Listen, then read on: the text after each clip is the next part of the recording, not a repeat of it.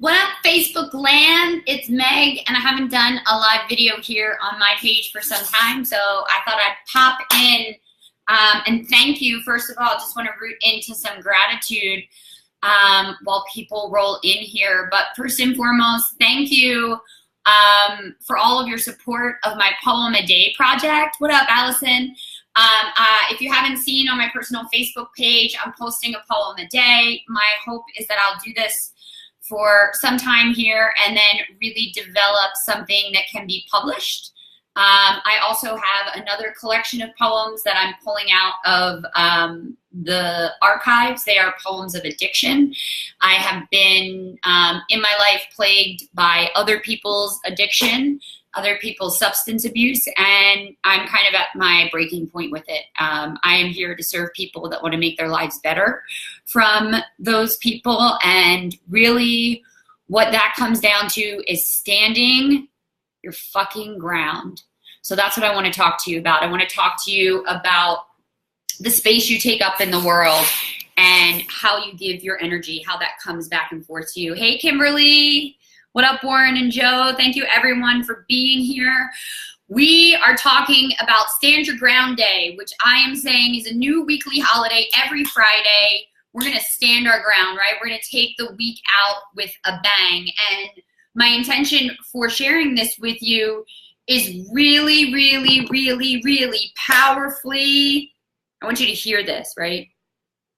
My intention in sharing this with you is to empower you to find your voice around the things that are no longer serving you. What up, Dan? If you cannot find your voice around the things that are no longer serving you, you are handing your power over to other people. And by handing your power over to other people, you are giving them creative license to do whatever the fuck they want in your life. Are you ready for that? No, you don't want that. And if you do, there is a bigger reevaluation that needs to be done. So let me roll it back a little bit for you, okay? Substance abuse has plagued my entire life. It has ravaged family members. It has stolen friends from me very early on. Anybody who lives right now in this day and age in some way, form, or fashion has known an alcoholic or somebody who's using, has lived with one, knows somebody that has lived with one, or has watched the chaos of somebody's substance abuse and dependency rage through their lives. And I'm here to tell you that if you are not the person using, you do not need to accept that and give you permission to let it go. And what happened to me today and over the past few weeks is that I, powerfully showed up to help somebody get the support that they needed. They came out of that experience not meeting my expectations because, listen, I'm a recovering codependent, right? My addiction is to, in turn, fix other people's addictions, right? To make their lives better, to throw money at the situation. And so I said no fucking more, right? I had told this person repeatedly that I felt like my boundaries were being compromised, that I was not happy, and that person repeatedly did not hear me. And today I made the very, very powerful choice to cut it all off, to just say no, to stand my ground and take my power back. And let me tell you what happened after that. I felt more energized. I felt more clear. I felt more empowered, and I felt ready for whatever unfolding is on the other side of this. Because at the end of the day, if you do not prioritize your own self-care, if you do not find your voice and stand in your power, you are basically giving anybody license to treat you however you want. When you raise your standards, the universe will rise to meet you, right? Let's say it again for the kids in the back. When you raise your standards, the universe rises to meet you. When you cut off toxic people in your life, the universe rises to respond to that. And you, in turn, attract people that actually resonate with your core values, with the things you hold true to you. If you are a person that says, I don't really ask much, I can't understand why people treat me this way, that's exactly why. That is exactly why. So today is Stand Your Ground Day, and I really want you to think about this. Where do you have to stand your ground? Because at the end of the day, you standing your ground is the most sacred thing you can do to preserve the peace, the serenity, the plan for success that you are acting by the choices and the decisions that you make to show up in your life every single day. This is powerful stuff. And when you bring this mindset of awareness that you are actually a conscious creator, that you get to choose, you in turn affirm with the universe that this is what you want, not this, because I've let that go. And by letting that go, you've created a space. You've evacuated toxicity and embraced positivity by saying no more. By saying, I don't want this. This isn't for me, but this is, but this is, but that is. I want more of this. And you declare it, and you declare it loud. I want more of this, this, this, and this. I am worthy of this, this, this, and this. And I get it by doing this, this, this, and this. So today is Stand Your Ground Day. Who are you going to stand your ground with? Who are you going to speak your truth to it? And I'm not saying you need to get loud and nasty. This isn't about blowing shit up. This is about finding your center. This is about really, really, really diving deep into your intuition and saying, who's been in my awareness that isn't serving me? It's hard to cut people off. It's hard to break up with people. And sometimes you might even have to break up with your own negativity. You might have to stand your ground to your fucking self, man. I have to do that almost every single day when I put my inner naysayer, her name is Ursula, into the corner. Stand your ground. Speak your truth. Stand in your power. Because when you radiate your values to the world around you, you in turn exercise how you would in turn want to be treated. Yes, I want this. No, I do not want that. And it doesn't have to be a blow up.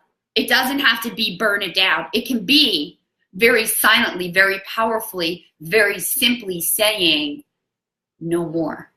No, thank you. Goodbye. And I'm curious, if you can't cut this person out or cut the toxicity out or find a way to exercise boundaries in your life, how can you show up for yourself and at least start the conversation? How can you nurture the person that's within that is seeking this negative attention? Right? Because this is not love. If somebody is not respecting you, if somebody is not hearing you, if somebody is not seeing you, if somebody is not responding to you, those things aren't love. Those things aren't love. That is somebody who is so self-absorbed they can't see you for who you actually are. Right? And it is only you who will echo to the world, this is how I want to be treated. This is how I deserve to be loved. Only you can do that. And when you align yourself with these negative, toxic, self-absorbed people, emotionally unavailable people, do you know what you say? This is how I feel about myself. That is what it says. To the universe, to your friends, to your family, this is what I think I'm worthy of.